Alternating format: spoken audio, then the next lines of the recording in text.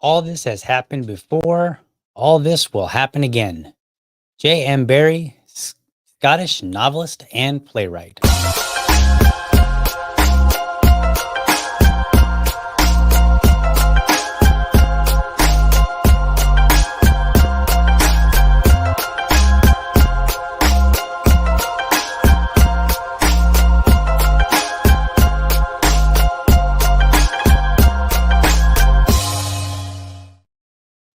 All right. Welcome back to another episode of the Liberty Dad podcast, a discussion on politics and culture.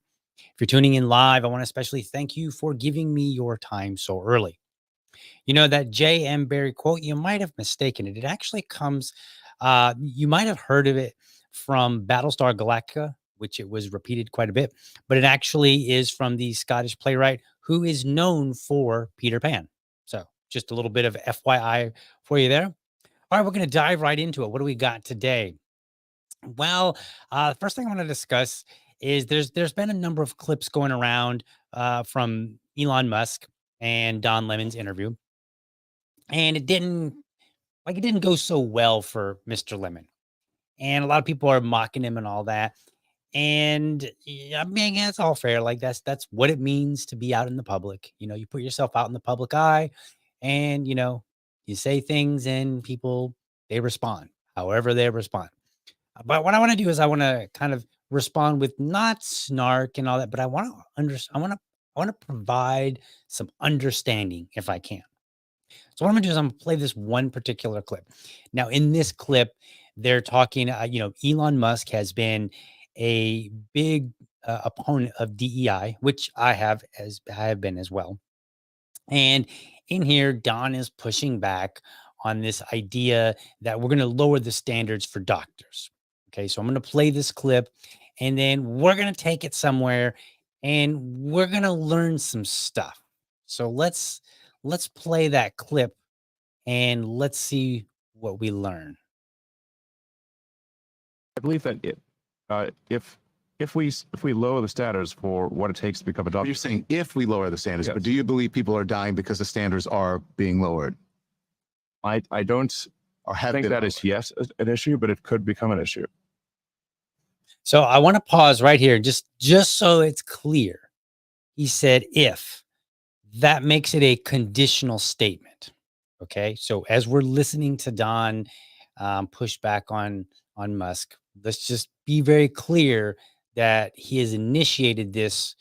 Musk has initiated this with an if statement, like, hey, if you go outside while it's raining, you will get wet.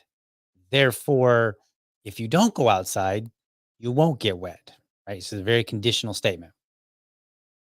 Okay.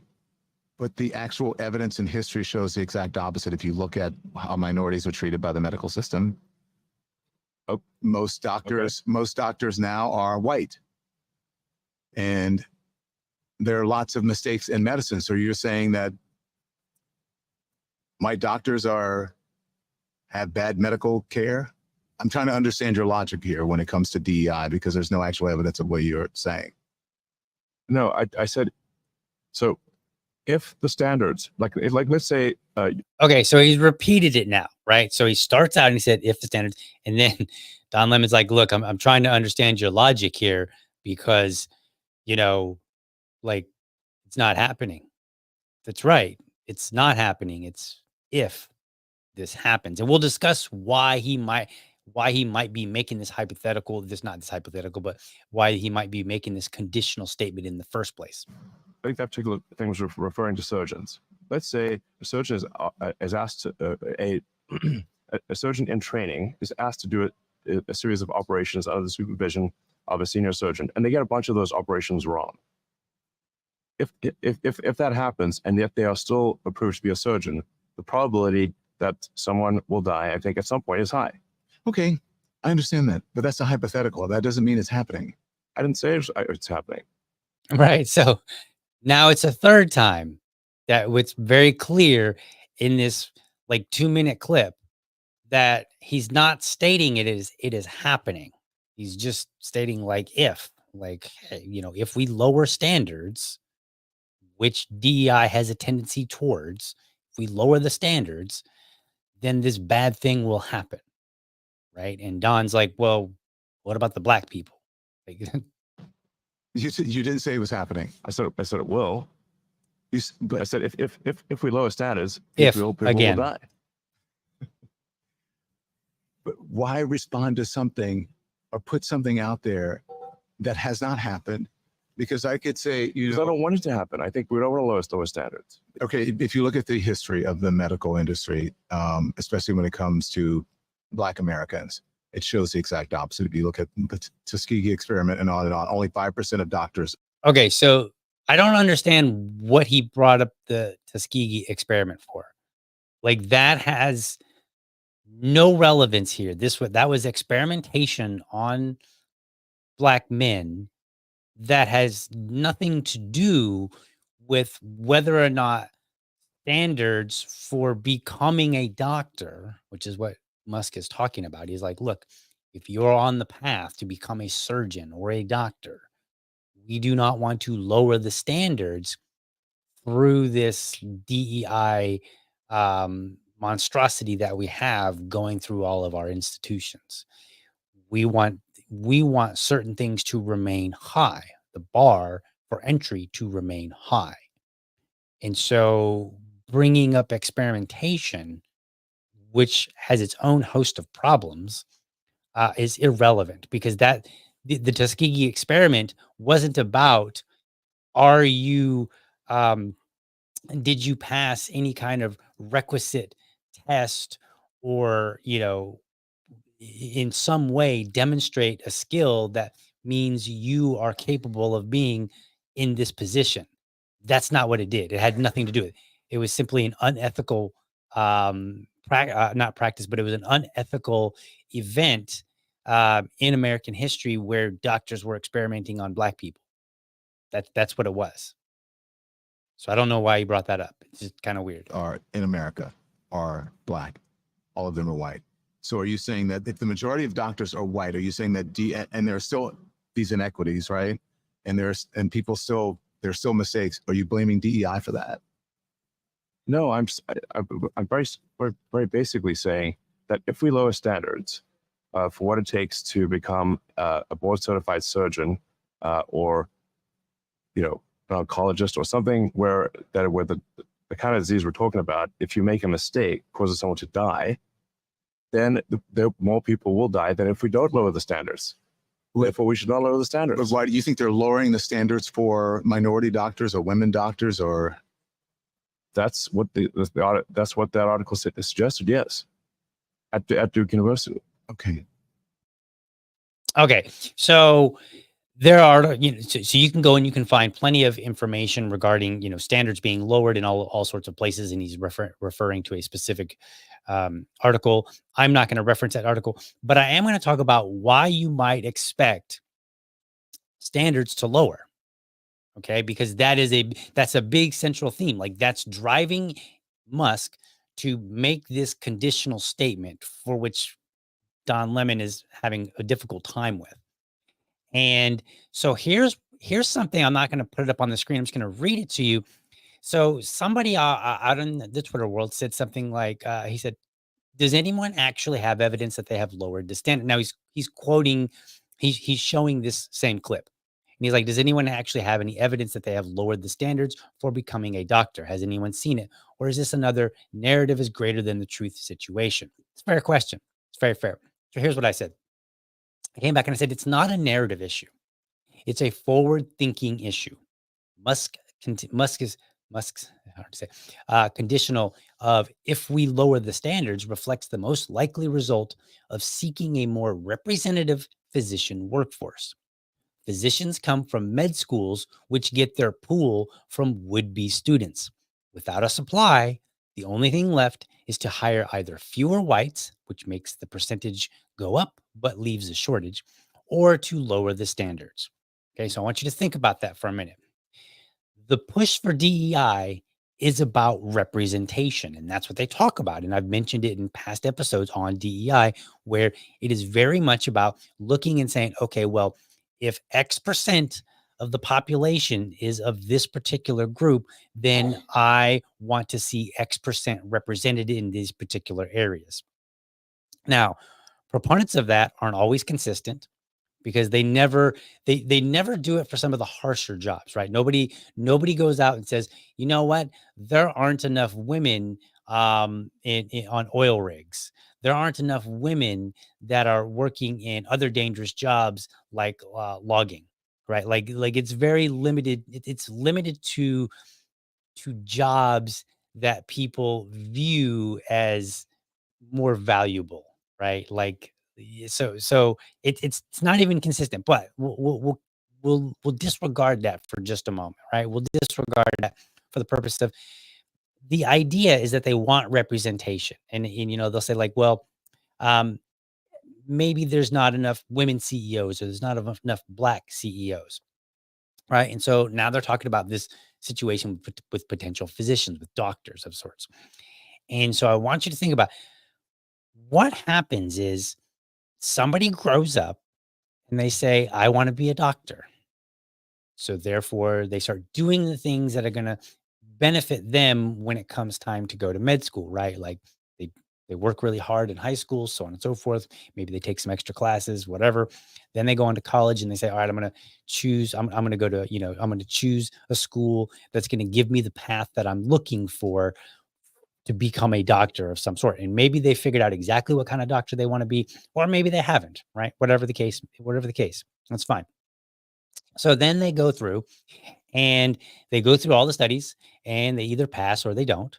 And those that pass, then take whatever certifications or whatever test that they need in order to, go on to the to become the doctor that they want to be. They go to they become a resident. They do all those things, right? But it starts as somebody desiring to take that path. And if there aren't enough, if you're looking and you're saying, well, black people represent, since Don Lemon mentioned black people, if 13% of the population is black, and you want to see 13% of the physicians is black, then that means at least 13% of those who are, 13% of the those who want to become a doctor in the first place and do all and follow that path need to be black. But if they're not, then you cannot get that representation because it's not available to get, right? Like if only 5% of everybody that goes to school to be a doctor is black, you can't end up with 13% that are black through DEI standards, which are on the back end, right? The DEI standards, like at a hospital, cannot compensate for the fact that not enough black people chose to pursue the path of being a doctor. The DEI over here, again, at the hospital, it can't fix that because that's a supply issue. So then you have to ask yourself, if these DEI um, programs are in place, then what do they accomplish if they do anything at all? Well, that leaves a couple of options. The number one thing is you can, in some way, however it works out, you can end up hiring fewer white doctors. By hiring fewer white doctors, right, by putting a cap on that, then you raise the percentage that you have. So if you have, and I don't have specific numbers to give you, so you'll kind of have to work out the math in your own head. But if I'm running a hospital and we've got DEI in place and we want to have 13% of our doctors as black, but there aren't 13% of the doctors, 13% of the would be doctors, or would of the would be doctors, 13% of them are not black. That means I'm either going to have a disproportionate number of black people come to my hospital of the pool that's available, which means there's fewer for the other hospitals. So that's one possibility. Another possibility, which I didn't mention in my comment, but and then the second possibility is that maybe I hire fewer white doctors, which balances out. Basically, fewer white doctors means that the few black doctors that I have now become a higher percentage of the total. So I can raise my percentages. I can be like, well, look, we went from 5% doctors to 10%. Look how great we are. Right. But in hiring fewer white doctors, that because again, if there aren't the black doctors to get from, and I just simply hire fewer white doctors, then that means I'm hiring fewer doctors overall. And therefore, I actually have a shortage. So now I don't have the number of doctors that I'm looking for. Or somewhere in the middle, they change the standards, which A would allow black doctors who didn't make it, and white doctors as well, right? Anybody. It allows people who otherwise would not have passed to pass. And it might offer an incentive to those who initially were turned off that might have been would-be doctors and might say, well, it looks like the path is a little bit easier. So therefore, maybe instead of going in this particular career, now I'm going to choose being a doctor. But now you're getting somebody who self-selected themselves out, right? For whatever reason. And maybe they were competent. Maybe they are competent. Maybe they just know that's not for me, right? Like somebody could literally say, well, I got all these colleges to choose from, but I know I'm kind of a lazy student. So therefore, I'm going to go to the college that's going to have a little bit easier curriculum, right? Like instead of going to MIT, maybe I'll go to a state college where and maybe they're competent enough for it, or maybe they're not. Maybe they know they're not, right? But the point is, you're altering the would-be doctors and the choices that they're making by potentially lowering the standards is one option. Now, the reality, in my opinion, is only so many hospitals can consume the small amount of black doctors that would be available. So, if only 5% of all doctors available that need a job are black, and one hospital wants to get their numbers up and they scoop up several of them, well, good for them. They've got their numbers higher, but that means another hospital now has even fewer doctors to choose from.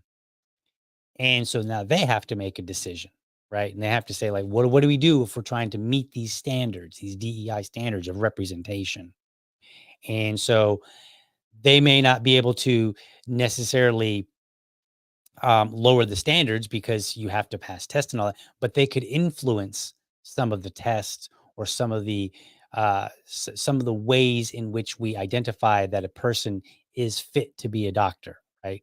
So they could have an influence potentially on that, or there's any number of ways. I mean, I'm not going to try to sit here and lay out every single potential path, but hopefully, what you're seeing here is that the option is one hospital when you have a low supply, one hospital gets a disproportionate amount of that supply, which makes it even harder for other hospitals.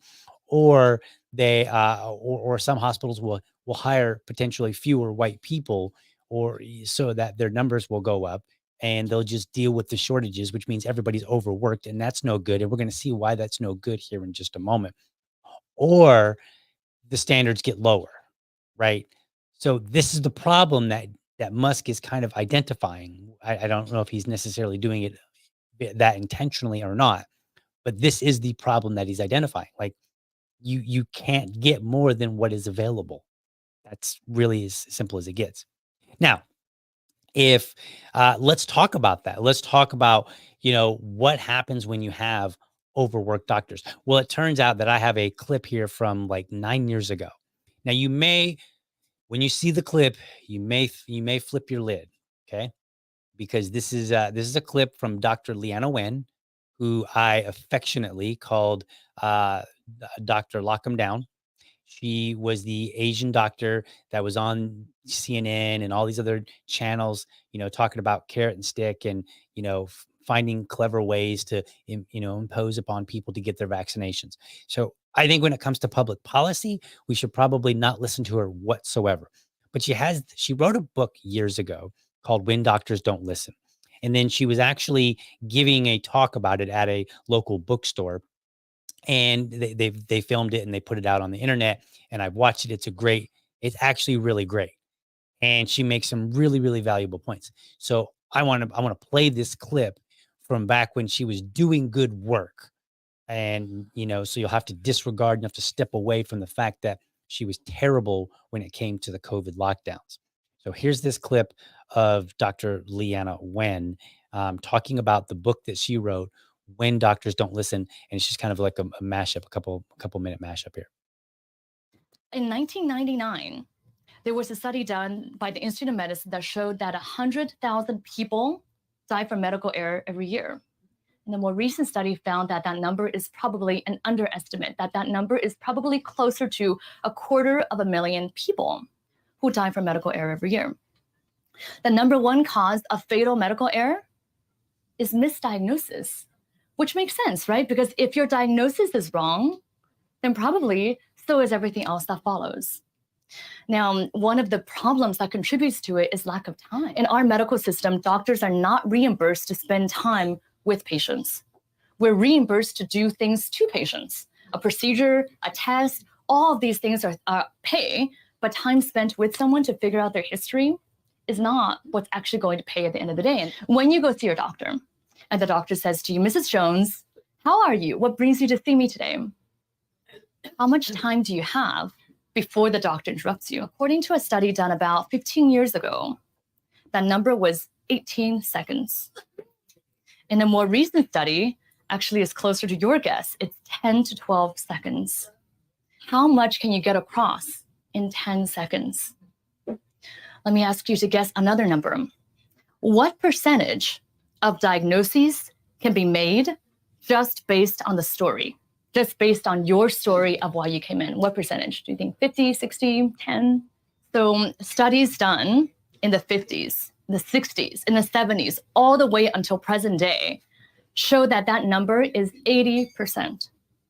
80%. And that number has not changed despite us having more technology. So what that means is 80% of your diagnosis, I think it's really remarkable, 80% of diagnoses can be made just based on your story. That's better than your physical exam, better than any test, better than any combination of tests out there. But if doctors are interrupting you in 10 seconds and that number is decreasing, then what are we doing in terms of actually connecting with people, in terms of actually listening and figuring out what it is that patients have?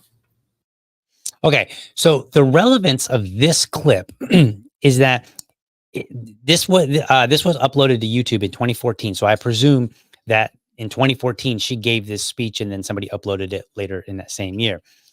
It might have been earlier. I'm not entirely certain exactly when she gave that speech, but she gave the speech in 2014, and so all of these numbers are from a decade ago.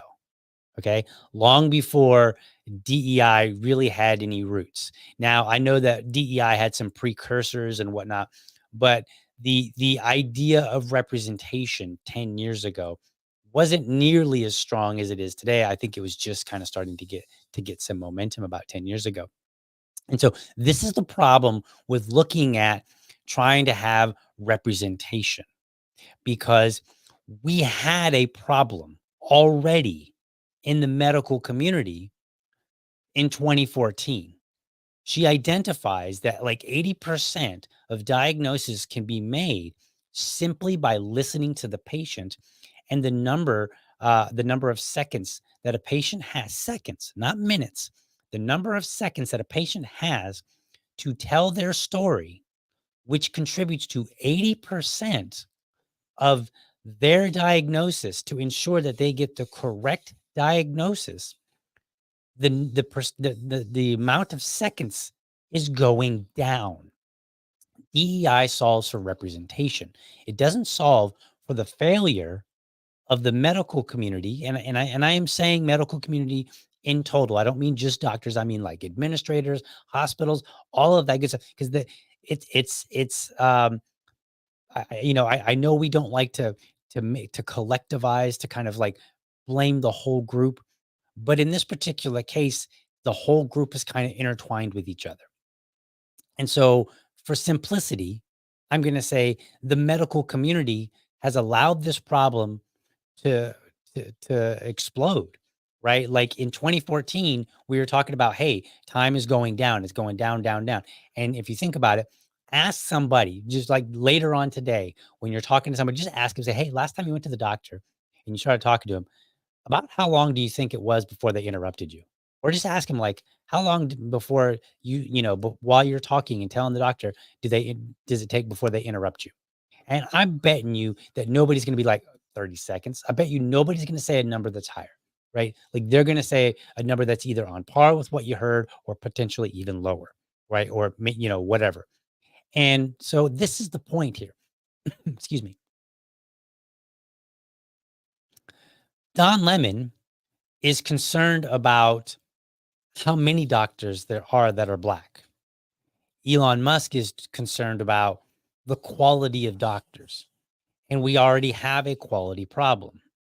And I have yet to hear anybody say, well, if we implement this DEI standard, then this issue of doctors not listening, having more time with their patients, listening, doing a better job of listening, well, that's going to go up.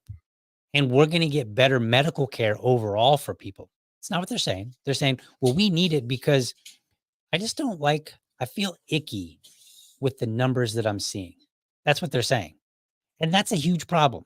And so that's the issue that we need to take with Don Lemon and and anybody that thinks like him, and say, you're worried about how many Black doctors there are. And some of us just want to have the doctors that we have as better doctors. And we want to ensure that we don't give any reason to lower standards by way of needing to have doctors. Because if you have a shortage enough, something's going to give. Somewhere, something's going to give. And you may not get the best doctor. And that best doctor, nobody's going to care really if the doctor that failed them is Black or white. Nobody cares about that. There's going to be like, hey, the doctor diagnosed me wrong, gave me the wrong medicine, and now things have gotten worse for me. That's all they're going to care about. So that was my little rant on that. Let's move on.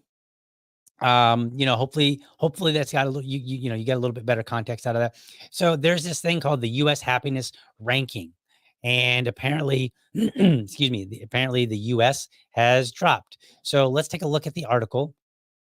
And then I'm going to kind of speculate maybe why. So here we go. Oops, that's not what I meant to do. My producer's a little loud today. All right. So let's see what we got here. It says US happiness ranking plummets as one group struggles the most. All right. So we'll look down. It seems the kids in America are not all right. The annual World Happiness Report found that the US is now in 23rd place on its list of the world's happiest countries. The US plummeted 8 positions compared with last year, falling out of the top 20 for the first time since the report was compiled in 2012. It's published by the Wellbeing Research Center at the University of Oxford. Finland held on to its top spot, while Canada is in 15th place and the UK is 20th. The discontent among America's youth is largely behind the dramatic drop. For the first time, the report published alternative rankings based on age range. In the under 30 category, the US dropped into 62nd place, behind countries including Saudi Arabia and Guatemala.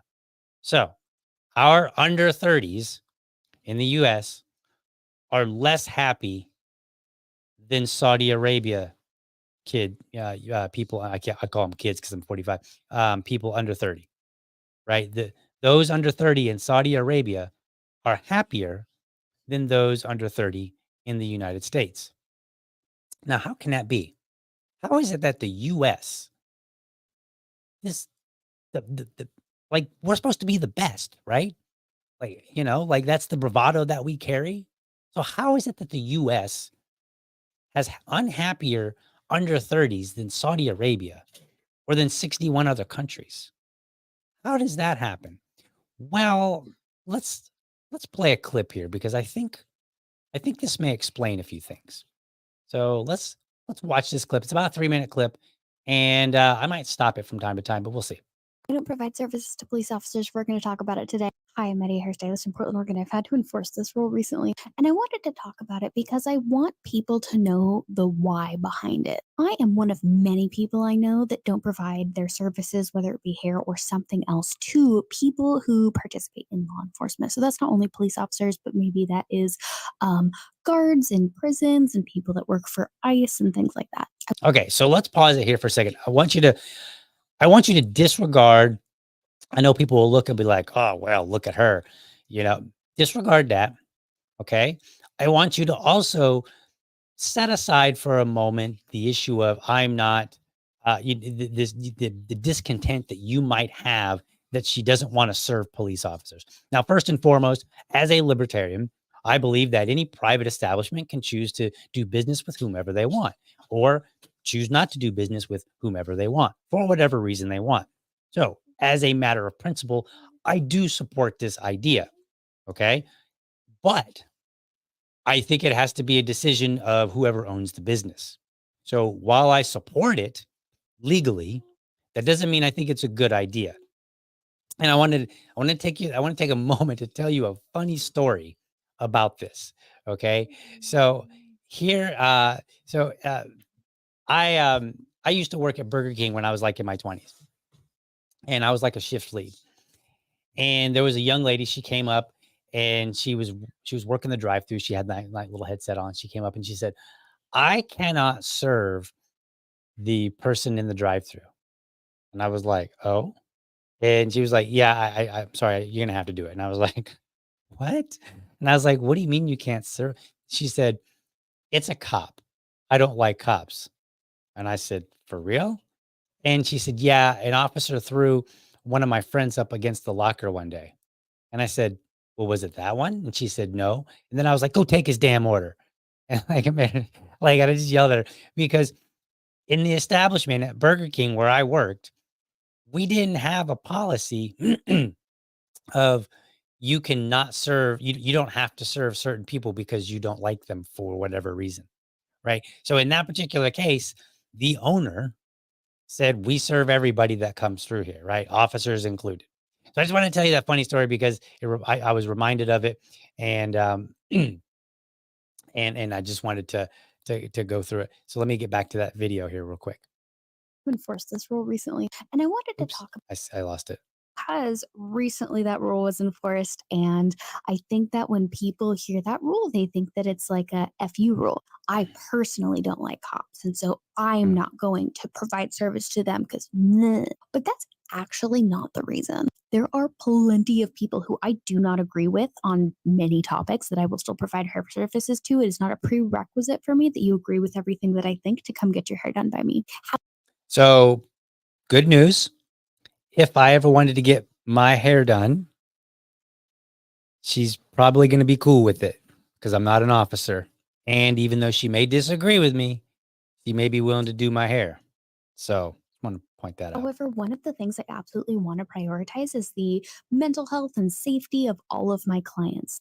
In this chair, all textures are welcome, all gender expressions are welcome, no matter who you are. I am going to try my darndest, though I am only a human, to make this space accessible to you. And being dedicated to showing up like that for my clients can look a lot of different ways. For me, it looks like making sure that I spend money and time and education on learning how to cut all different textures of hair. I make sure I'm vocal about things that I believe in that are important to me. And one of those things, yes, does mean not allowing members of law enforcement to be in my space, not just because I don't like them, not even most importantly for that reason. Most importantly, because I truly and deeply believe that by a member of law enforcement being in a space, they are actively making it unsafe for others in a community. Okay, so that's what I think may be contributing to this unhappiness. Because as you'll notice, she appears in every which way to be under 30. Okay, she doesn't appear to be an old like myself at 45. She appears to be in her 20s.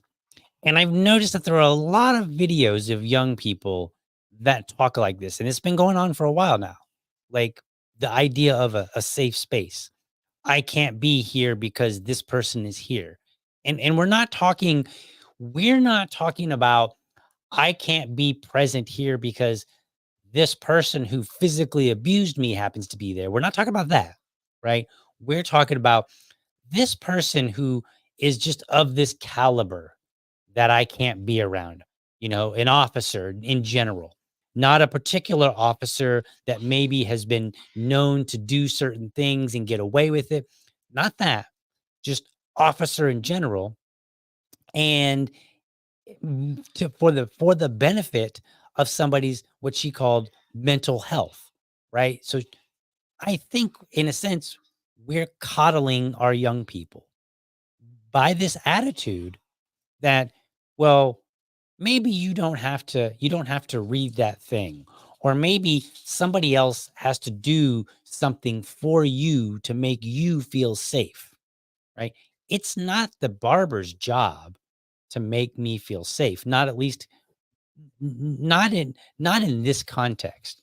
I mean, certainly like if I walk in and they have dogs there and I'm maybe afraid of the dog, then sure, maybe it would be their job to deal with the dog if they wanted me as a customer. But ultimately, the responsibility is on me to feel safe. It's not really their fault. Like in the transaction, they can decide, you know what? I'm okay with somebody not coming in, who's not comfortable with my dogs. Okay, fine. And that's just a simple transaction. But there's no obligation there, right? She has put this obligation upon herself. Well, I need to make sure that my clients feel safe by ensuring that I don't have other types of clients who might make them feel safe, not an actual unsafe situation with, like, say, dogs or something violent. And I think this is the point of, I think this contributes to this unhappiness that we're seeing in our under 30s because they've been taught that people will tiptoe around you on eggshells to help your feelings rather than insist that you work on them yourself. It's your job to make sure that you feel a certain way, right? Nobody else is really obligated to that. She's not obligated to prevent client take it in a different context. I'm a libertarian.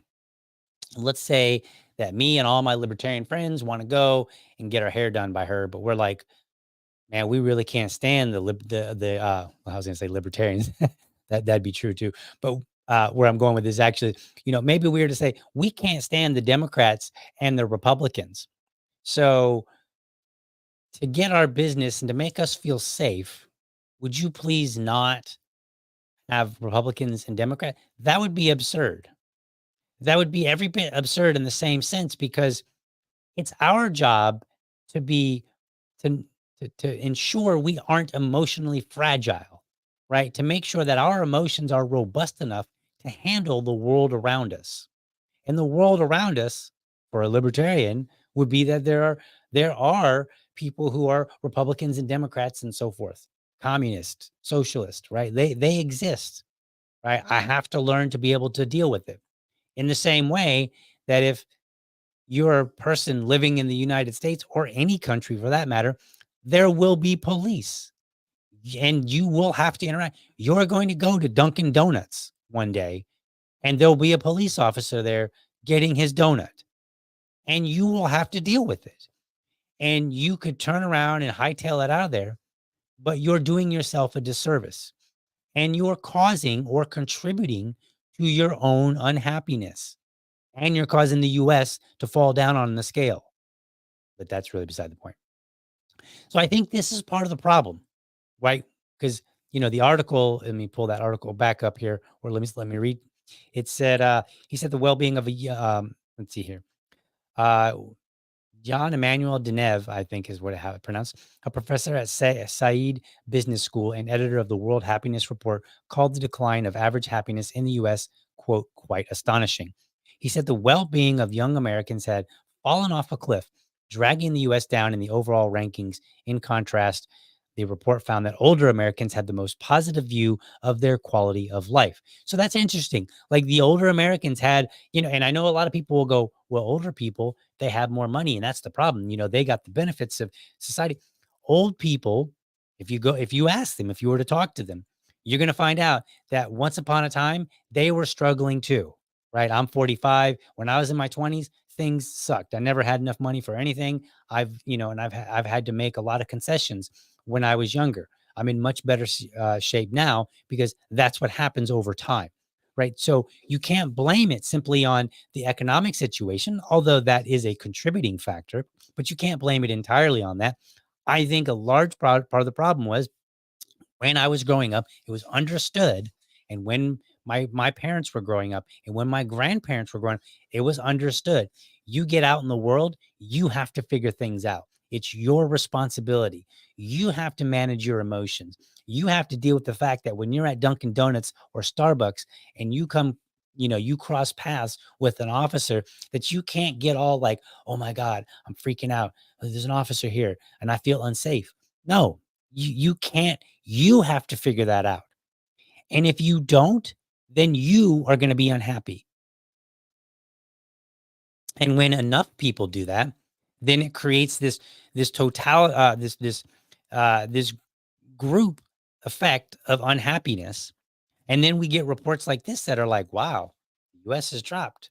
Well, no, it's not a surprise. It shouldn't be a surprise to anybody that's been watching things for the last 5 or 10 years. We've went through trigger warnings. There are people out there that will tell you if you do not use somebody's personal pronoun, that you are a threat to that person, right? Like if you don't refer to them how they wish to be referred to, right? This isn't even talking directly to them. This would be like me saying, I want people to call me DL when they're talking about me to other people instead of my legal name, which is Daniel, right? And if they use my legal name, Daniel, then boy, am I going to be upset and I'm going to be bothered, right? That's the same context here. But you have people that are saying these kind of things, and we're continually adding to this. And so I think the reason that we can say that the unhappy, the reason for this unhappiness, I think, is largely because we're coddling people. That doesn't mean that we have to be brutal. It's not a brutal world anymore. We don't need to be brutal, but there is a balance between being brutal and fend for yourself, every man and woman for him or herself, and then saying, okay, we're going to coddle everybody. We're going to use every term that you prefer. We're not going to argue with you on how you identify. Just whatever you say goes for you. You're living your personal truth. We're just going to let it be. And we're not going to say anything negative to the country. Like that's the opposite, right? Like you have the brutality and then you have the coddling, and we need to find that happy middle ground where people are not being They're not being brutalized, but they're not being coddled either. And then they can go on and enjoy the world around them, because America is still a great place to live. It is still a phenomenal place to live. There are so many opportunities that are still available. And this is me, a guy who thinks that we live basically under tyranny, saying that there are still great opportunities to be had. So that's what I think about this report. And hopefully you agree. All right. So what else do we got? This one might get me in trouble. I'm gonna say it anyway. Right? Like, if that last one didn't get me in trouble, this one's got to. So let's talk a little bit about immigration. All right. So back to some news articles. Let's see here. Let me pull it up and we'll talk about it here. Actually, you know what? Let me take a look here. What did we? Yeah, that's where we want to start. So I saw this article said deportation cases against 200,000 migrants under Biden admin dismissed. Here's why. Yes. All right. So let's take a look at it. All right. There we go. Put it up on the screen. And let's see what it says real quickly here. So deportation, this comes from the Hindustan Times. Deportation cases against 200,000 migrants under Biden admin dismissed. Here's why. So a lot of people are having, there's a lot of fear about immigration right now. It's stoking some flames all over, right? And it says deportation cases against about 200,000 migrants under President Joe Biden were recently dismissed by immigration judges. Okay, that was the second byline there. The move was made after the Department of Homeland Security could not manage to file the required paperwork before their court dates, a report has stated. Without a proper filing, the court lacks jurisdiction to hear the case, and the immigrants, often asylum seekers, lack a way to move their case forward, a report released by the Transactional Records Access Clearinghouse at Syracuse University said. So does this sound alarming? Are you like freaking out? Are you like, oh my gosh, 200,000 immigrants, their case was just dismissed? Like, does that alarm you? Well, maybe it shouldn't, because this this article was written it was published just today. Yeah. Okay. Just today, March 21st. And if we go back a few years, we can find a very interesting article from PBS Frontline, which was written November 17th, 2011. Okay. So over 10 years ago. DHS to begin review of deportation cases. Today, the Department of Homeland Security, DHS, is poised to begin streamlining its much criticized deportation process, accelerating the court docket of 300,000 cases stuck in limbo and piloting law enforcement training programs in select cities around the country. The goal, according to the New York Times reporter Julia Preston, is, quote, speeding deportations of convicted criminals and halting those of many illegal immigrants with no criminal record, end quote. Okay, these changes come 5 months after Immigrations and Customs Enforcement, ICE, issued a prosecutorial discretion memo to help ICE agents and lawyers decide which cases to prioritize, in 3 months after promising to review 300,000 deportation cases. So, backlog. They've got a backlog of 300,000 cases back in 2011. Today, we have at least 200,000 cases that were recently dismissed. What's the point here? Remember the quote that I said at the very beginning, that all this has happened and all this has happened before and all will happen again. We are simply in a repeat cycle when it comes to immigration. A lot of these things that you're hearing in the news, they're not new. So there's no reason for you today to be super worried. Now, that doesn't mean there's no problems. Obviously, if you have 200,000 cases, 300,000 cases, and you're not getting to them, that's a problem. And it does need to be addressed. But the question is, are we under any more of a problem with immigration today than we were in 2011? In fact, let's take this a little bit further. On CNN's website, published, when was this published? July. No, so that's not what I wanted. Okay, so I don't have a recent article, but before we let's put that down. All right, so going back on the theme of a lot of people are in panic mode today, right? And we were just talking about people's unhappiness, right? So a lot of people are in panic mode when it comes to immigration. They're just flipping out. They're like, oh my God, 200,000 here, but there were 300,000 back then. And then a lot of people lately have been calling what's going on right now an invasion, which I think is an absurd term, right? And so I always wonder when people say, well, like this thing is happening today and it's the worst ever, right? Then I always wonder, well, what was it like 10 years ago? What was it like 20 years ago? So it turns out CNN on July 3rd, 2014, 10 years ago, showdown over immigration. This is an invasion. Huh, same language. How interesting is that? Right? Let's read what's going on. The national controversy over a surge of Central American immigrants illegally crossing the U.S. border established a new battleground this week in a small Southern California town where angry crowds stopped detained migrants from entering their community. The sentiment carried over to a raucous Wednesday night meeting at Murrieta High School auditorium. Border Patrol and immigration officials got an earful. This is an invasion, attendee Heidi Klute said before a full house. Why isn't the National Guard stopping them from coming down? Or coming in. I'm sorry, coming in. The overflow crowd of hundreds spilled into the school's parking lot. So there were so many people that were so angry about all this invasion in 2014 that the school couldn't even house them all. Okay. Now, again, just because this has happened before doesn't make it necessarily a good thing, right? Doesn't mean that there's no problem, right? There is a problem. I'm acknowledging that full well, that there is a problem. But I want to point out that there's actually more than one problem. And part of it is that people are engaging and buying into immigration fear porn. That's what it is. It's fear porn. And you're buying into it, right?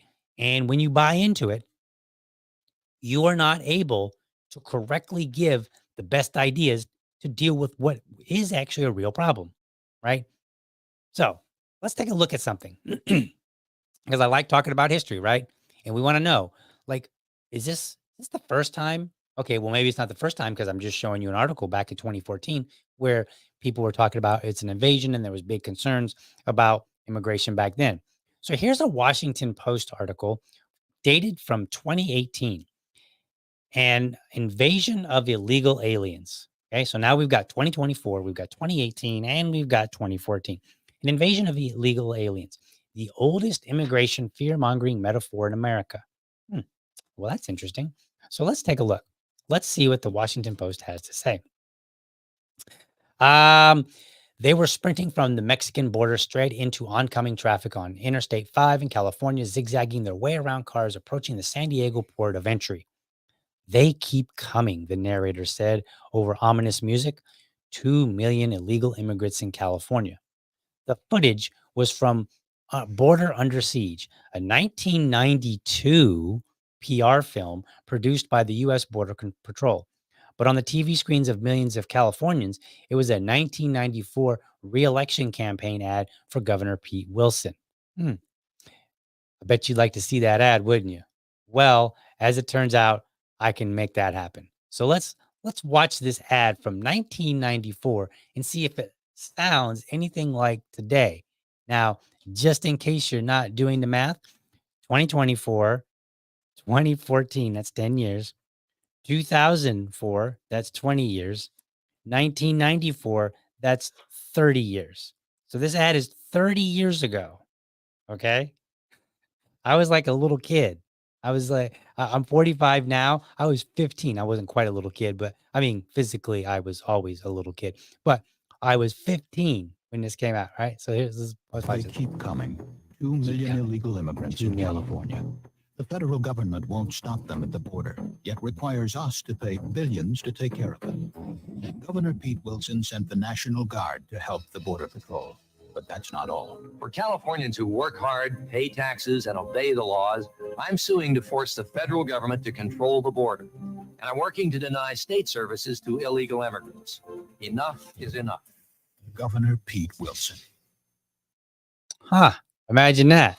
30 years ago, back when like everything wasn't widescreen, it was a square and we were barely past Technicolor. Okay. So So now let's keep our timeline going, right? So now we've talked about 2024, 2018, 2014, and now 1994. Okay. So now we're going back the last 30 years. People have been proclaiming, oh my God, the immigrants are coming. Right now, again, I'm going to repeat, that doesn't mean there isn't a problem to be dealt with. That just all I'm saying here is that maybe at some point we break the trend of everything has happened before and it will all happen again. We break that trend and we stop acting hysterical, right? Maybe that's what we do. So let's continue with that article because we're not done just yet. All right. So let's go back and we're going to take a look at this article and we're going to see where the Washington Post leads us. All right. So we go down here. I'm going to skip over some of it.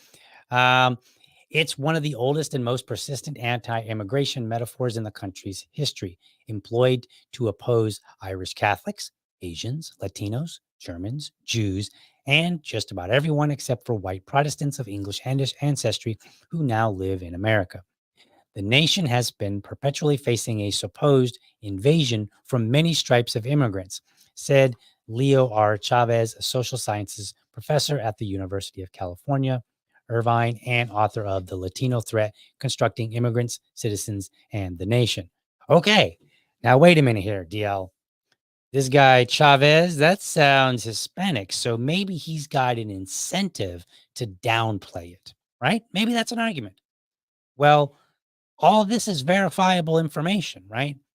Like I just showed you a film where they were basically using some of the same language and fear tactics in 1994. And I showed you a couple of articles, 2014, 2018, where they use similar language, invasion. Okay. So let's continue on. I'm going to try not to read the whole article here. So this was the actual campaign ad. I downloaded it and put it on there for you. So let's see here. The strategy of framing immigration as an invasion can be traced back to the antebellum era in the 1850s, when the Protestant majority Know Nothing Party, that's literally the name of the party, Know Nothing Party, the original America First Party, rallied against Catholic immigrants, believing they were controlled by the Pope and therefore incompatible with American liberties. The Know Nothings charged the Catholic immigrants, quote, march and countermarch with the precision of regular soldiers at the tap of the popish drum, end quote. Okay. So if you want, I challenge you to get on Google and go look up some of the rhetoric and some of the cartoons that came out from the Know Nothing Party. I don't have them listed. I don't have them shown here because back in those days, some of them were like the writing was kind of small and it would have been hard to put it up on the screen so that you can see. And some of it like had a lot of writing and sometimes you had to understand it. Like, so sometimes you'll have to read and understand what the context is because it may not be readily available. When you look at the picture, it may not make sense to you today because it's so old, but it made sense to the people of the day. Next, it was Asians. In the 1889 court decision involving the Chinese Exclusion Act, Supreme Court Chief Justice Stephen J. Field summed up the California politicians' attitudes toward Chinese laborers this way, quote, their immigration was in numbers approaching the character of an Oriental invasion and was a menace to our civilization. The discontent from this cause was not confined to any political party or to any class or nationality, but was well nigh universal, end quote. Okay. So again, we see in 1889, the word invasion, right? So let's recap. 2024, invasion. 2018, invasion. 2014, invasion. 1994, invasion. 1889, invasion. And we don't have it necessarily the word invasion per se, but 1850, we have the same sentiment that, hey, there's an invasion of Catholics. They're coming to get us, right? The Pope is sending them all over here, right? And I mean, I want you to think about that for a second. Believing they were controlled by the Pope and therefore incompatible with American liberties, right? So the Pope was sending them over. Have you heard anything like that today? Like, I don't know, Mexico is sending all its worst people over here. Sound familiar? It's the same rhetoric. All right.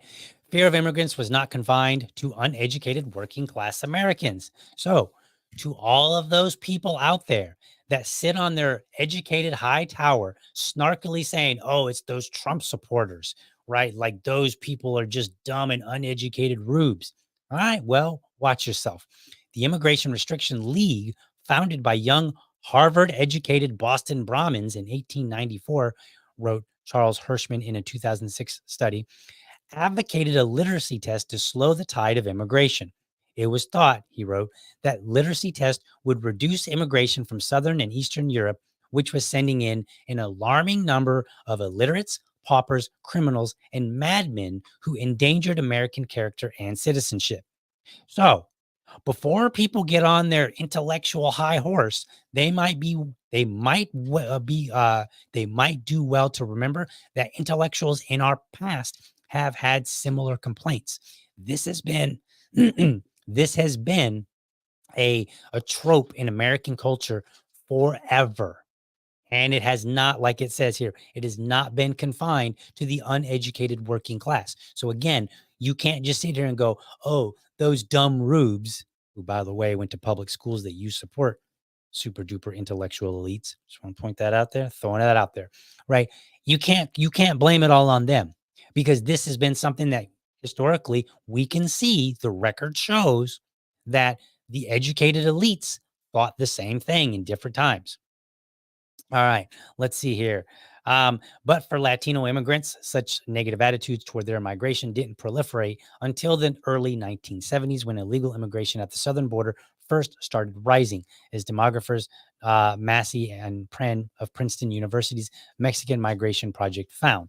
Okay, so again, we've got it in the 70s now, right? So we're literally hitting pretty much every decade. I mean, I'm not technically hitting every decade, but as we can see, it is so consistent that I'd be willing to bet that if you historically went on a journey, you would find the sentiment in every single decade. Let's see here. Officials under the administration of President Gerald Ford were particularly fond of warning of a, quote, illegal alien invasion, as though America were bracing for a sequel of H.G. Wells' War of the Worlds. Leonard Chapman, then commissioner of the Immigration and Naturalization Service, wrote an article in Reader's Digest in 1976 describing a looming national crisis titled Illegal Aliens: Time to Call a Halt. When I became commissioner in 1973, we were outmanned, underbudgeted, and confronted by a growing silent invasion of illegal aliens. Despite our best efforts, the problem, critical then, now threatens to become a national disaster. It's all the same rhetoric, time and time again. It's consistently the same rhetoric. And I don't really need to read the rest of this article, I don't think. Let's see. Is there any more in here? No, I think that's it. I think that's it. Congress passed the Immigration and Nationality Act in 1965, which replaced what was seen as racist quota system that for decades restricted immigration of Africans, Asians, and Eastern Europeans, with a system that more equally distributed yearly visas to countries worldwide. We have been dealing and fighting about immigration for our entire, pretty much our country's entire history. This is not new. There is no reason to panic. But again, that doesn't mean that we just say there's no problem, right? I think that there is a problem.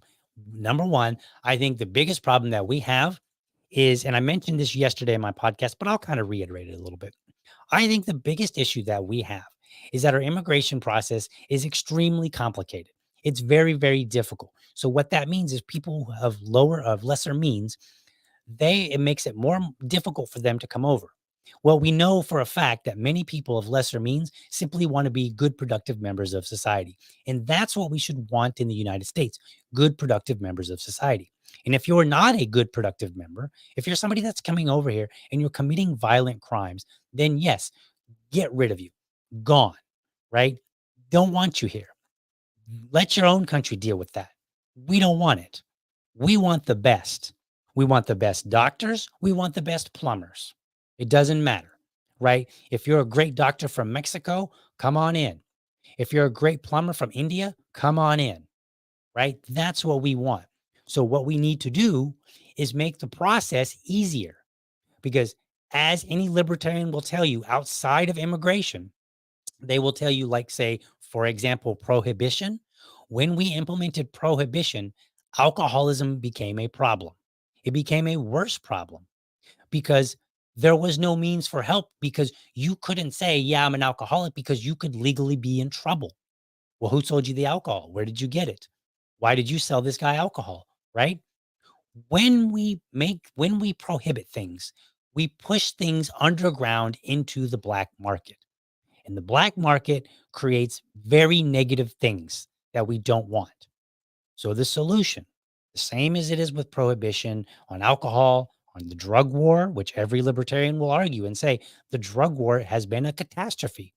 It's been a catastrophe way more than it would have been for society had we simply allowed drugs to be legal, right? Again, that doesn't mean that there won't be any problems. That just simply means we now can address problems in a different way. Well, if we do this, if we take the same attitude toward the drug war, prohibition, and many other things that libertarians oppose, and we apply it to immigration, and we're consistent, then what we'll say is clean up the process, make it easier so that we can better deal with the negatives that come along with it, because there will always be negatives. There is no system of any kind that does not produce negatives. There will always be negatives. Even if you had whatever, however you could dream up the best immigration plan whatsoever in the world, there still will be some people that end up making that do negative things. It's inevitable. You can't stop it, right? So the idea should follow the rest of our ideas. What's up? Yeah, I better hurry up. I think my producer's hungry. So what we ought do is clean up our immigration process so that the immigrants come to light and we can see what's going on, and we can better identify those who are coming here to be good, productive members of society against those who are not. Because those who are coming here and want to be a good, productive member of society, well, those people will stand out and go out and do the things that we expect them to do. And we will know who they are, right? We've allowed them to come in. We've made the process easier. So now we don't have to engage in this panic of, oh my God, they're all coming. Because guess what? The Catholics, they kept coming. We're fine. The Germans, they kept coming. We're fine. And yes, the Jews kept coming, and we're also fine, right? People kept coming time and time again. No matter what the concern was, no matter what group it was, they kept coming. America was fine, right? Overall. Now, are there still problems that we need to deal with? Absolutely. But the problems aren't related explicitly to immigration. They are explicitly because the framing of the problem. The framing of the problem is the problem. It's the same with Don Lemon, right? When Don Lemon frames the problem as, well, we don't see enough black doctors. Well, that's the wrong framing. So therefore, anything that you ask, any solution that you come up with is not going to resolve the real issue. The real issue in that particular case, well, that was that we have medical errors that are happening to a great degree. Medical errors were once the third largest cause of death in the United States, right? And we're not solving it through DEI. Unhappiness in America, it's not solved by coddling our young people, by by them allowing the idea that you must call someone their personal pronouns, or else they will feel really bad and their mental health will deteriorate. It's not solving the problem. It's not solving the problem in immigration to constantly use the phrase invasion. We've seen it over and over again. And America is still here. But the problems that we have, well, those haven't necessarily been worked out. So there you have it, folks. All right, let's look at some comments here. Let's see what we got. See if I got anybody that's chewing me out. We'll see. I don't know. Let's see. I'm going to go through them here kind of quickly. Let's see. Looks like some comments.